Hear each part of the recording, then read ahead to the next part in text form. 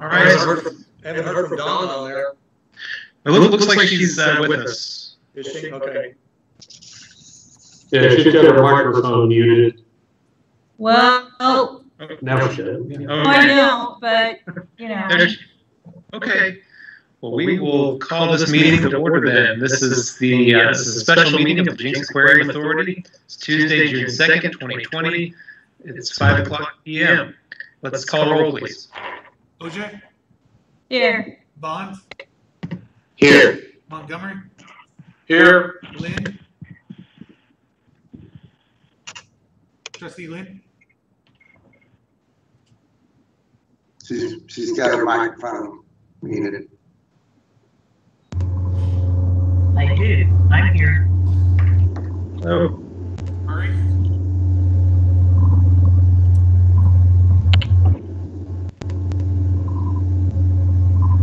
Get that, Brandon?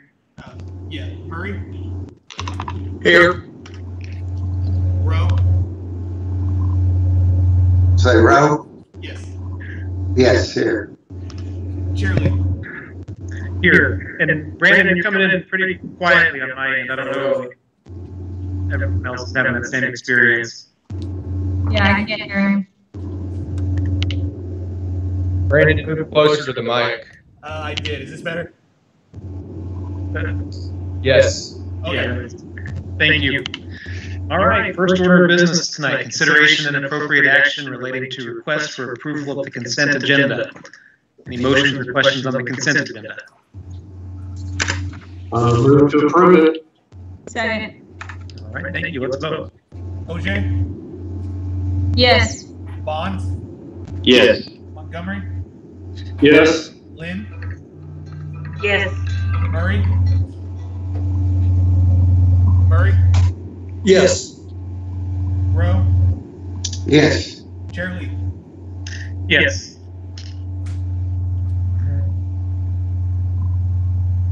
Item 2, move on to item 3, public hearing of the proposed budget for fiscal year 2021. Mr. Sauceda, is this you?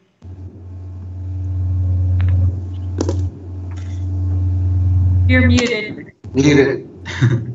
So I believe if there's anybody in the audience that would like to speak or give any comments on the budget for the JAA, they're welcome to come up and give their comments. And also, I believe we have not received any comments via email either. So if there's anybody in the audience present, then we can proceed. Is there anybody there that wants to? Any citizens? Any citizens? Oh, okay. This is the citizen's opportunity to comment. Okay. So is there anybody in there? No. Okay. Okay. Have we received any, and you said we haven't received any comments by email or any other form of communication? Okay. All right.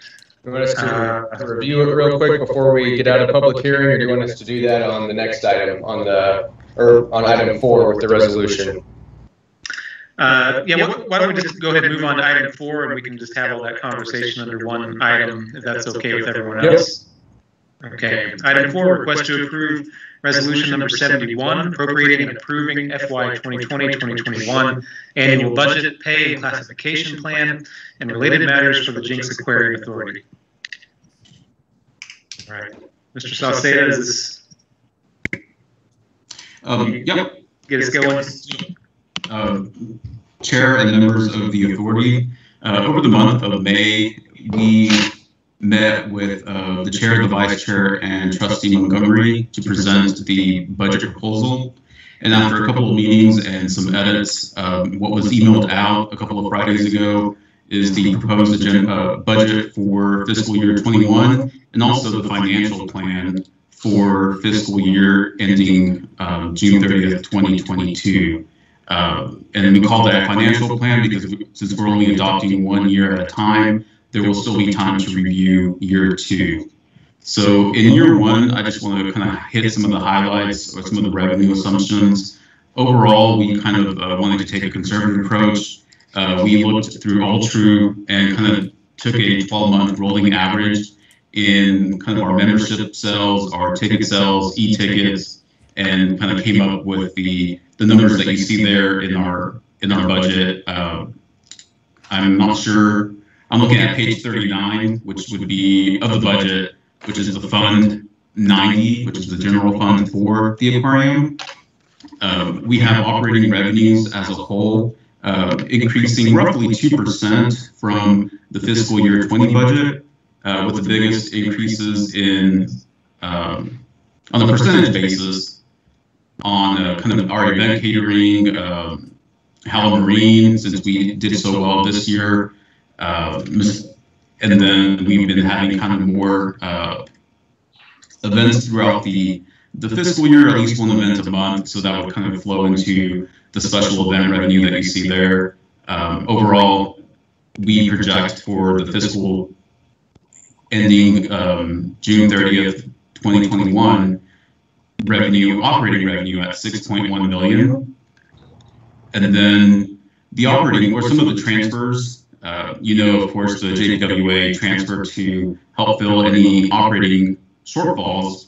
Historically, we budgeted, last year it was $300,000. This year we thought because of what was going on with COVID-19 and some of its impacts to our operations, we decided to increase that up to $500,000.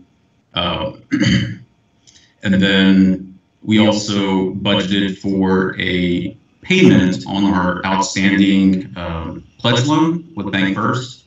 Currently, we are just paying interest on it, and that note will come due in April. So in order to extend it another 2 years, we assume that the bank will ask some sort of payment on principal. So we budgeted $100,000 there. Overall, for extended. Sure. So, we've talked about this before, but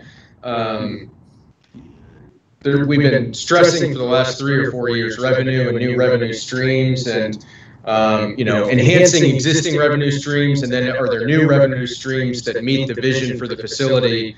And we have this virtual reality simulator, these 4 pods that provide a 3D educational experience. You can dive with sharks, you can dive with whales, and it's kind of narrated. I think it's something like 3 minutes, and we saw this at other aquariums that we had visited, and they were very popular.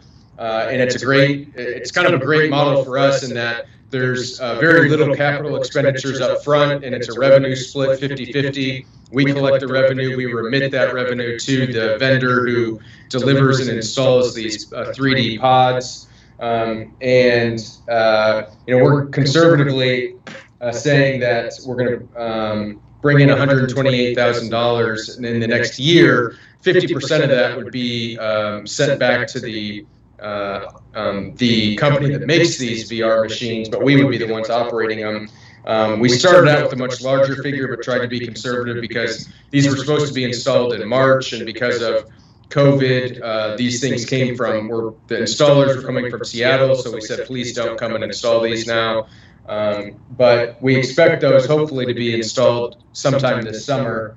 And so we continue to talk about, ways to increase revenue because, as you know, expenses continue to increase as we, try to pay our employees fairly and continue to invest back into the facility with new exhibits that hopefully bring in more revenue. But we think that these revenue numbers are pretty conservative, and I just say I looked at just since we opened back up since we fully opened back up May 15th, I pulled reports from May 15th through May 31st for this year, last year, and basically the past 4 years, just from May 15th to May 31st.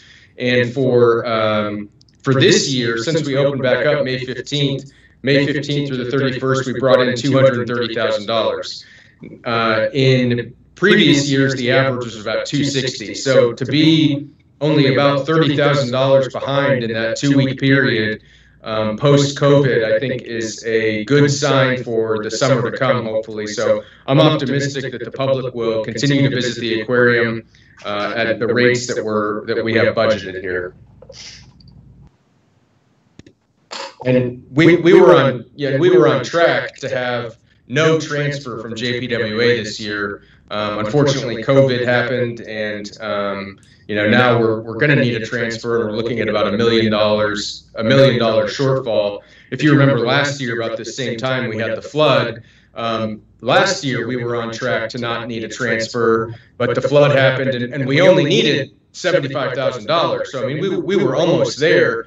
And this year, we were tracking to have a surplus, which I think is really wonderful. And, this is it's a bigger setback than the flood, but it's a setback. But I think people are going to be hungry to come go do things. And I think the aquarium's the type of attraction that people are going to want to come visit. So. Thank you. Any questions or comments from the authority on this? Yeah, this is just for the benefit of maybe some of the authority members or trustees that aren't typically part of the budgeting process. I mean, we went through, one day was expenses and the second day was revenue, and pretty much put everybody through their paces looking at things and asking a lot of questions before we got comfortable with the numbers we saw. So I would just let you know it was a fairly rigorous process we did go through. Yeah, absolutely.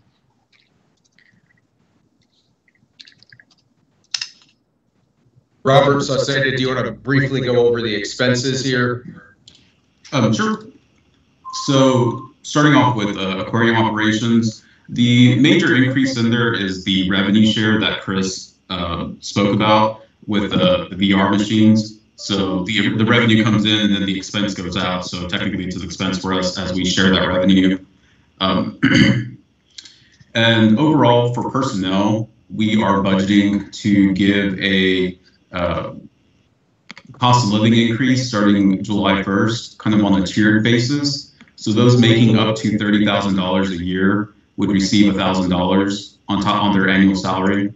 From 30 to 50,000, 750, and then between 50,000 and 85,000, you get $500, and then 85 plus would be $250. Again, we're trying to focus at the bottom end to help those people earn a living wage. And so we kind of tiered it to where the bottom of the range would receive more. Health insurance expense, luckily we are not facing an increase this year, so we will be paying the same that we paid in the current fiscal year. We did add budget for an additional staff member in the special exhibits account. Currently, there are 3 members that help build the exhibits like the octopus exhibit, and staff had recommended or requested an additional person, an additional employee. So that's the increase there. For the capital items, that's the only additional person in this entire budget, correct? Yes. And then capital items, you can see there what staff requested: new doors, a carryover to complete the jellyfish and clownfish exhibit, roof repairs, sort of those items. You will see that on page 36 of the budget. And like Chris said, overall FTEs are increasing by 1, and that's pretty much it for expenses. Any major changes? Yeah, I think obviously for us, the big wild card is how things come back.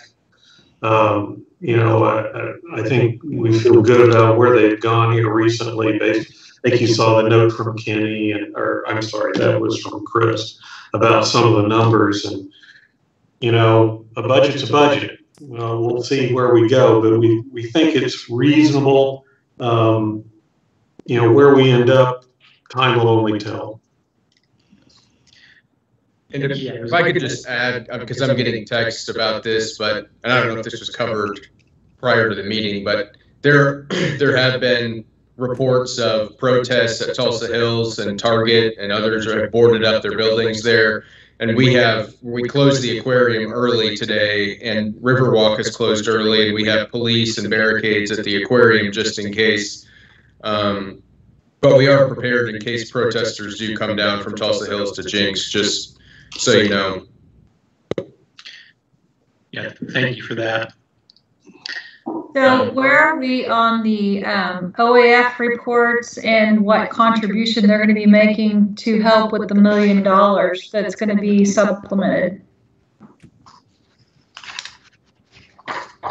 I might just comment, we have run the sheets that we have available here on our system back to 2009, which is not from the beginning, so we're going to probably have to go in and look at some of the tax returns to get it back further than that. And I don't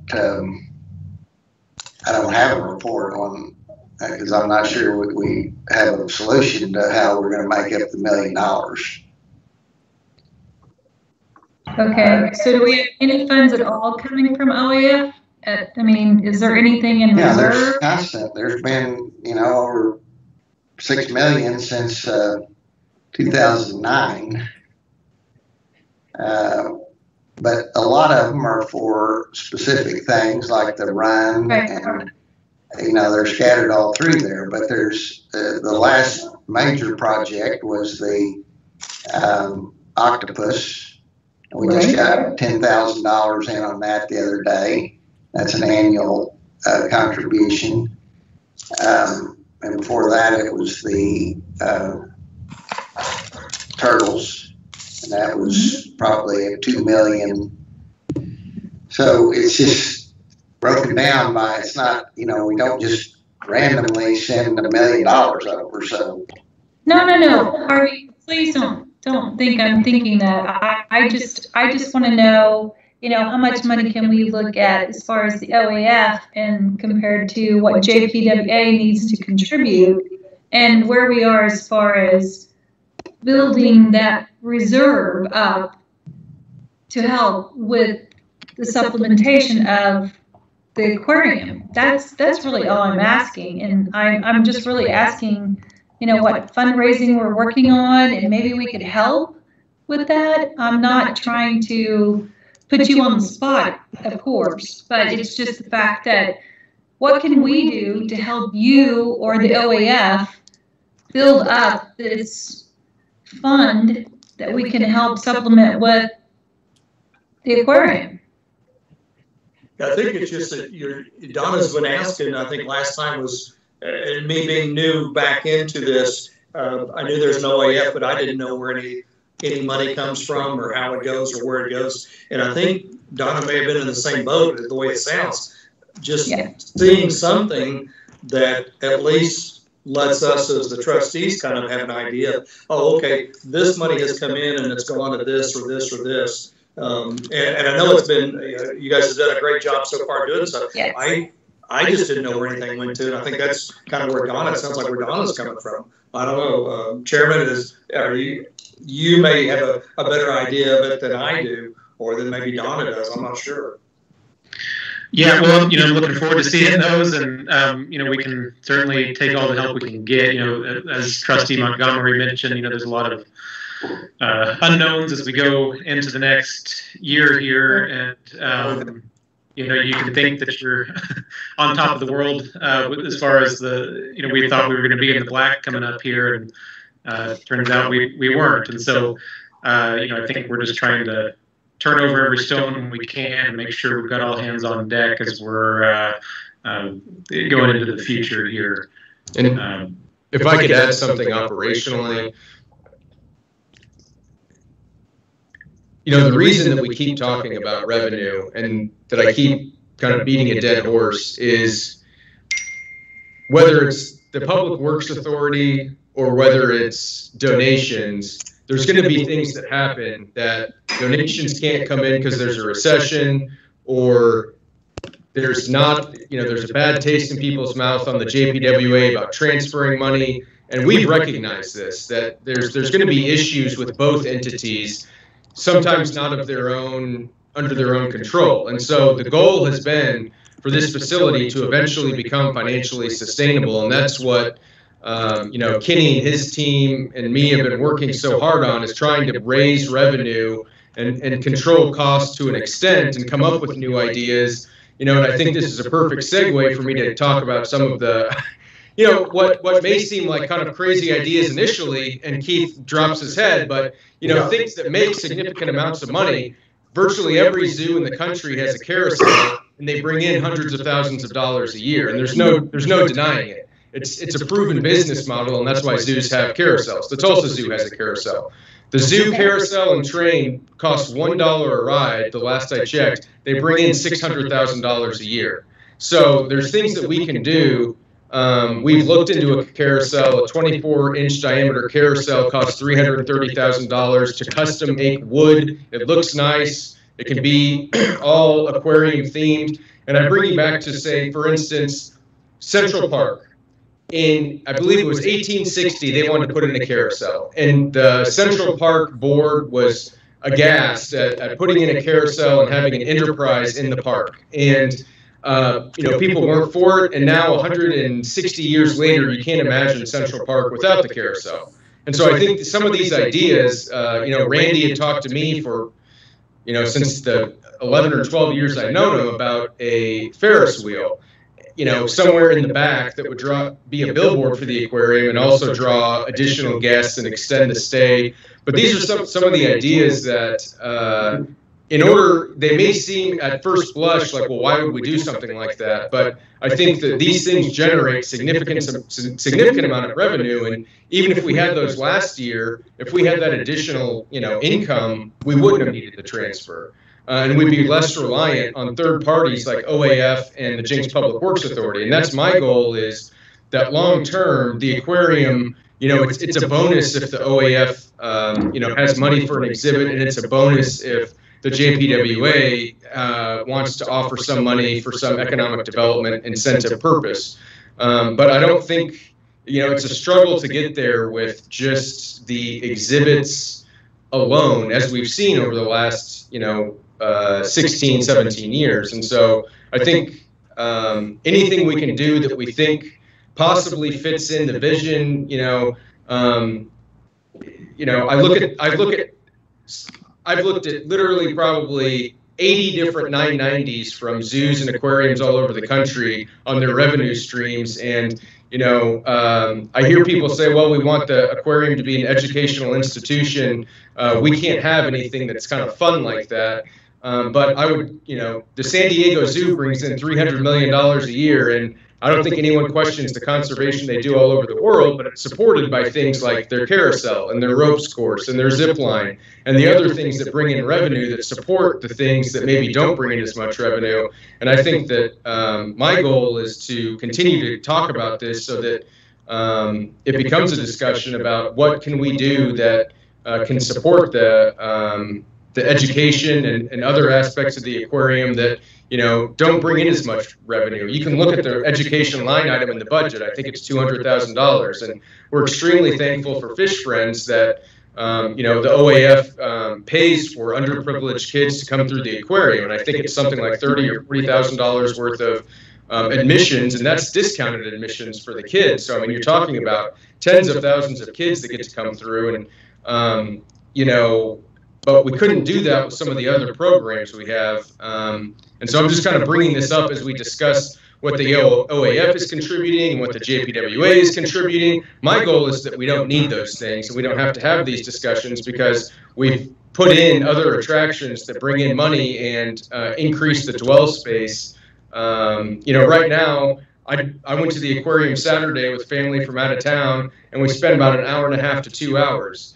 That's just kind of looking at the exhibits and then going outside onto the deck and the playground. But, if you did have other entertainment options, I think that, we have this huge backyard. I know I've heard we don't know what we're going to do or how we're going to expand in the future, but I think that some of these added opportunities for entertainment should really be seriously considered, because everything that I've seen across the nation is this is how aquariums and zoos can help fund the things that don't make money. I think it's all good, Chris, that, explaining the things. And again, I think it's just back to, again, as the novice here, I was not aware of some of these things that the OAF has put in, or the JPWA put in, or the Aquarium Trust. So finding these things out is very helpful. I think it's, again, just seeing some stuff on paper or seeing whatever report OAF is able to supplement us, whether it's to 2009 or to even last year. But it gives us an idea of what's coming in from that end, as opposed to what we're doing and needing to do. Yeah, and I think that, until tonight, I don't think we heard a number. I mean, we all suspected it was going to be a bigger number, but this is the first time we've heard a number, and we'll take that back to the OAF for discussions. But realize a lot of times when people and organizations donate money to the OAF, it is, as Harvey mentioned, it's often for a specific thing. And so we can't use that to offset a deficit. For example, the gentleman that's now doing this gift related to the octopus. I mean, that's $10,000 a year ad infinitum. But can you say, oh, we can take that to a deficit? I'm not so sure you can. So for us, it's not just as simple as, oh, we have money, let's go against the operating deficit. I mean, there are some funds that we may have that may not be restricted in that manner. We have to look at that. And we're in the process of doing that. So, it's not quite as simple a question to say, oh, well, yeah, we'll cover X percent. Whether we can or we can't really depends on what we can fundraise and what we can gain in donations, and are they restricted or are they not restricted? Or are they not restricted? So can we look at possible, like the carousel, even though Chris said it was a 24-inch, I'm sure he meant 24 feet. I did. I was thinking carousel. Which I wasn't going to interrupt you. I thought that'd be a little bitty carousel. I'm just saying that maybe we could build off that with, everybody helping, and just say, do you want to sponsor on the carousel? And that money just goes towards the carousel itself. I would love to see that, because we have the room for it in the main hall of the aquarium. We were there on Friday, so it would be beautiful, and it would be fun, and the kids would love it, and it would pay for itself over time. So, and I know I am talking like I know all of you know this. I'm just trying to think, how can we supplement to where we can provide that for the aquarium besides just JPWA providing for it? So if we all work together, maybe we can come up with some kind of fundraiser, some kind of campaign that we could put forward that people would donate to this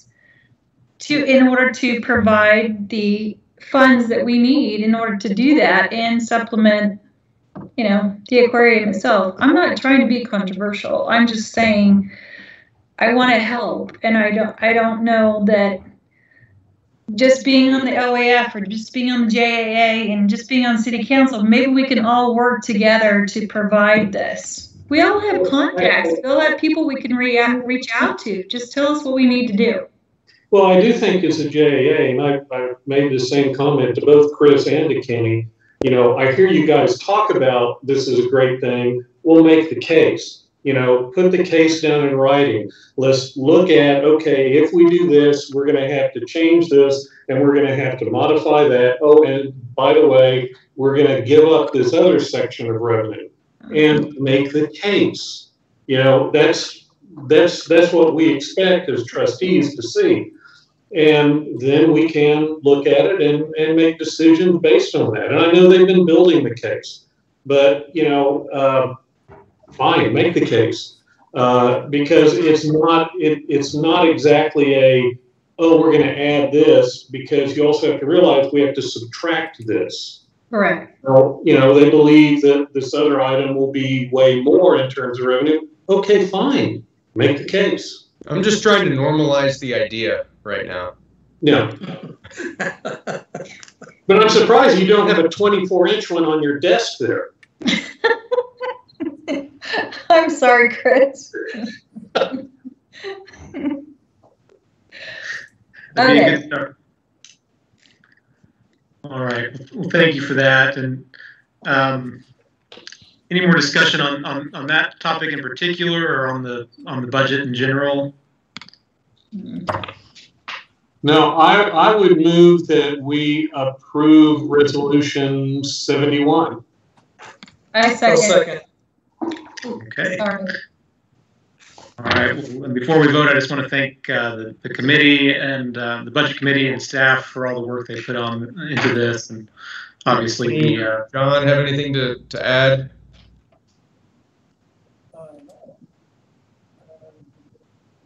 I can't hear them. No, we do not. All right. Thanks for all you do, Kenny. Thank you, Mayor. All right, let's vote. OJ? Yes. Bond? Yes. Montgomery? Yes. Lynn? Yes. Murray? Murray? Yes. Yeah. Rowe? Yes. Chair Lee? Yes. All right, we are on to item 5, request to approve resolution number 72, establishing an investment policy for the Jinx Aquarium Authority for fiscal year 2020-2021. So this resolution gives the authority to the general manager, the city manager, to direct the investments of the organization. And our investment policy is pretty basic. We invest our reserves in CDs, and currently in the low interest environment, we try to keep them short term, so maybe 6 months, 9 months, a year. We used to do 2 years, but we didn't want to lock ourselves into a lower rate, so we kind of keep it at 6 months, 9 months, and this is just an annual resolution giving the authority to the general manager. Yeah, so Robert, this is just basically a mirror image of the last several years. Correct. Yeah, the next 2 resolutions are pretty much what we do every single year. Yeah. Right. So the resolution has to be brought up every year then to continue? Is that what you're saying, Keith or Robert? Yes. Okay. Yeah. And what's the difference in the interest between the short term and the long term? It's very minor. So again, if you can get a 1% on the 1 year and a like 1.1 on the 2 year, it doesn't make sense to lock yourself in to a 2 year CD.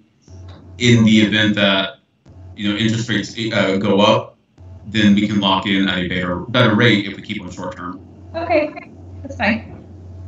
And just so you know, kind of the process is, one of our accountants goes through, and anytime anything matures, he then contacts one of our financial advisors. The financial advisor comes back with different rates. We have 2 different financial advisors. They come back with rates and terms, and sends that to Robert. Robert reviews it, and if he approves of it, sends it to me.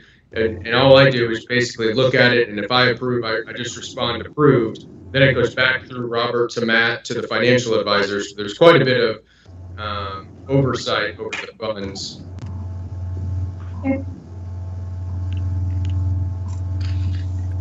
All right, any more questions on item 5? I move to approve. Second. All right, well, thank you. Let's vote. OJ? Yes. Bond? Yes. Montgomery? Yes. Lynn? Yes. Murray? Yes. Murray? Yes. Rowe? Yes. Chair Lee. Yes. Item 6, request to approve resolution number 73, providing for the 2020-2022 biannual budget. Is this supposed to be 2021? It actually, since the fiscal year starts June 1st, 2020, and it runs it's counting 2 years. This is the biannual budget. So what this resolution kind of dictates is back in the early, I believe the resolution says it I think in the 90s, we decided that instead of budgeting every year, just 1 year, we would kind of try to do a little bit more long term, or 2 years. So although state law prevents us adopting one at a time, or more than one at a time, this is just saying that we accept that the year 2 would be a financial plan, and we will have the option to edit a year 2 next year before it's adopted. Right. Sorry, that was a mental lapse on my part there. What can you tell us about item 6? Or any other questions on that? I don't have anything to say. Okay. All right. I'd entertain a motion if there are no questions or comments on item 6. Move to approve. Yeah, second. All right, let's vote. OJ. Yes. Bond. Yes. Montgomery. Yes. Lynn. Who? Lynn. I can't hear you, Brandon. Yes. Murray. Yes. Rowe. Yes. Chair Lee. Yes. All right, item 7, request to approve resolution number 74 for the transfer of unexpended or unencumbered appropriations. Mr. Sauce? So this resolution is new to the budget process. So the spirit of this resolution is to kind of cut out a step that we do at the end of every fiscal year.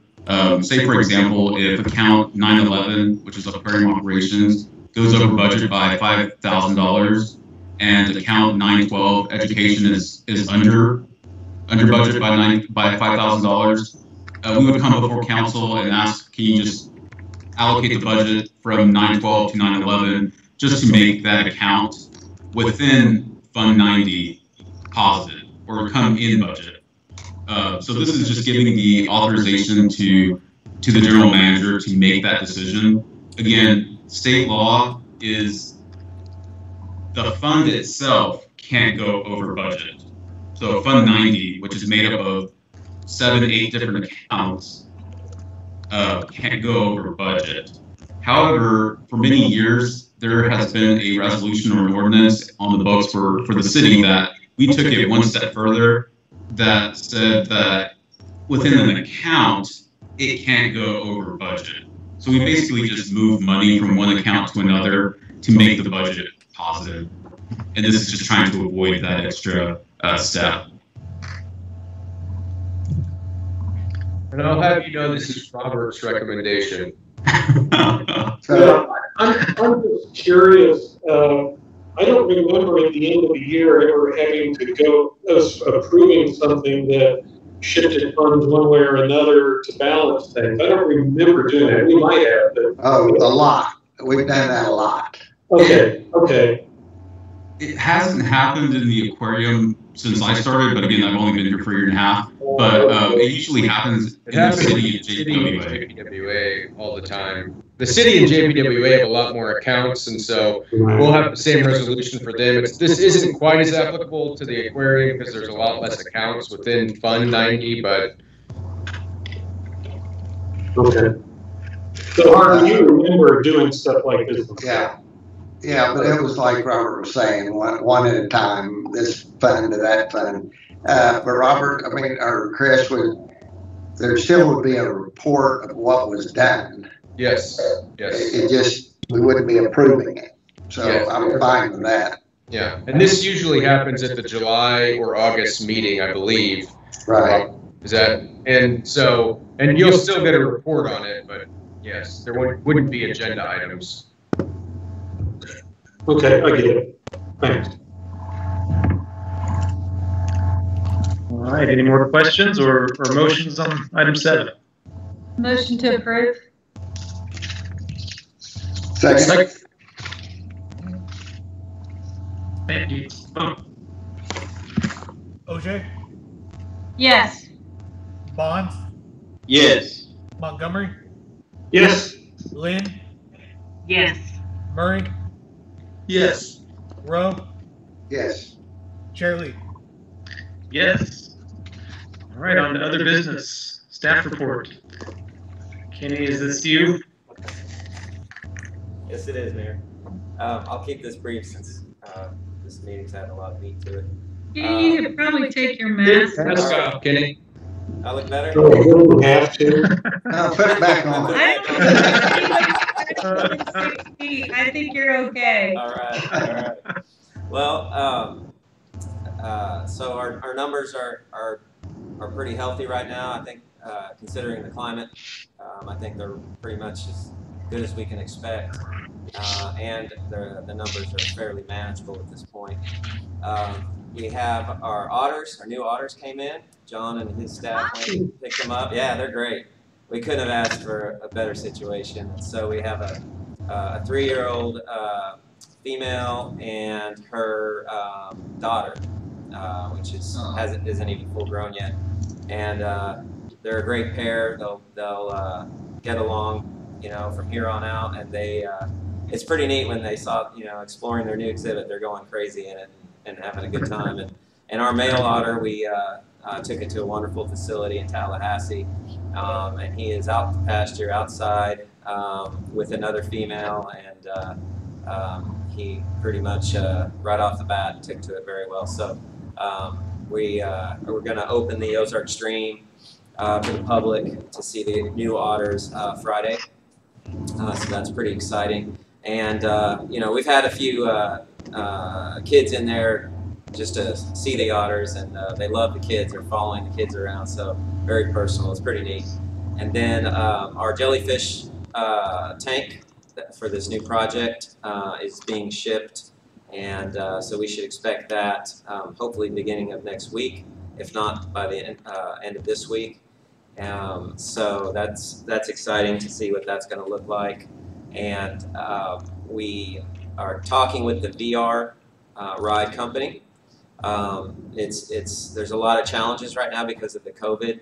Their workers are from Louisiana at this point, not Seattle now, it's Louisiana, so which really we're not any better off. So and because of the required quarantine, what we're going to do is they were really impressed with our staff the last time they were here before all the COVID happened, and they're very confident that we could work as a team and they could instruct Phil and his team and Carrie to construct the what's needed for the ride to get it functional. So that's what we're working on right now to try to fast track that. And as well, I don't know if you remember the bull shark ride. That kind of like the Urban Cowboy thing, but it's a bull shark. And so that's being shipped very soon as well. And so we'll be setting that up, and that'll be a lot of fun. Does anybody have any questions so far? No. All right. Good job on those otters. Thank you. Exciting. The tentacles are going up right now too in the octopus exhibit. That was the last remaining thing that we were adding, and so they look really neat. They're filling it in really nicely. So whenever you're out, check that out too. Very cool. Kenny, on the male otter, is that still being shipped away? Yes. So that's we took the male otter on the way. John's team took the male otter on the way to Fort Lauderdale, which is where the females were.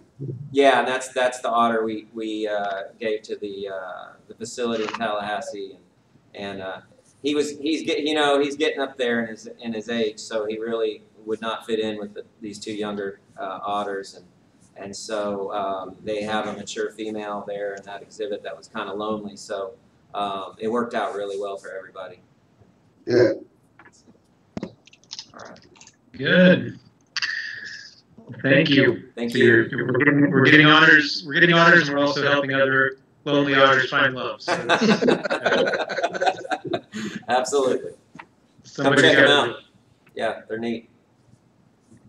All right. Any questions for Kenny? Keep up the good work, you all. Thank you. Thank you, Kenny. Thank you. Wish us luck. Yes, absolutely. Thank you. Let's see. Is there anything else before we adjourn? That's the end of our agenda. Okay. Move adjourn.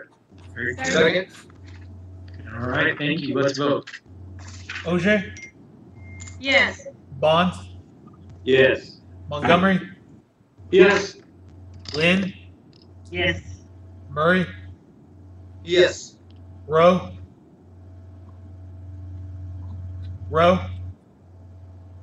Barbie, you're muted. You're muted. Yes, yes. Okay. Shirley. Yes. We're adjourned. Thank you, everyone.